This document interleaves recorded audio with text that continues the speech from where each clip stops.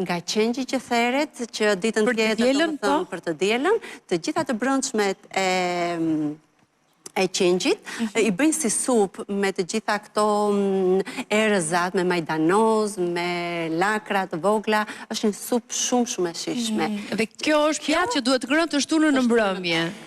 Kurse e diela pastaj, çfarë pritet të dielën? Të dielën, sigurisht çdo familje pjek qengjin, edhe të gjitha këto përgatitje të tjera që bën çdo familje sipas traditave.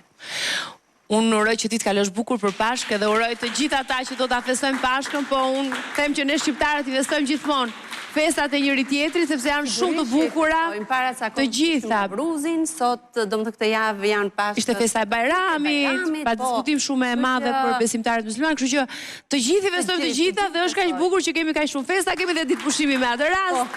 Kështu që vjen bukur, vjen bukur. Lëvizje, më shumë dalin njerëzit, dalin, psonisin, gëzojnë, urojnë njëri tjetrin se këto na kanë mbetur në fund. Çfarë këshille do jepi ti në lidhje me realizimin e vezëve sot në mbrëmje, sepse gjëja e parë që duhet bërë tani për ata që si kanë bërë ende, janë vezët edhe ndonjë ëmbëlsirë.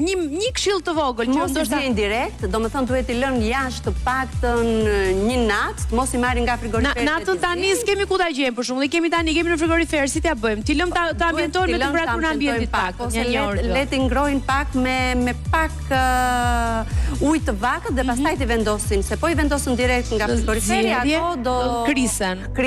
Dhe nëse duan që të bëjnë vezën e kuqe, është më mirë të marrin vezën kafe se merr më mirë ajo ngjyrën e kuqe.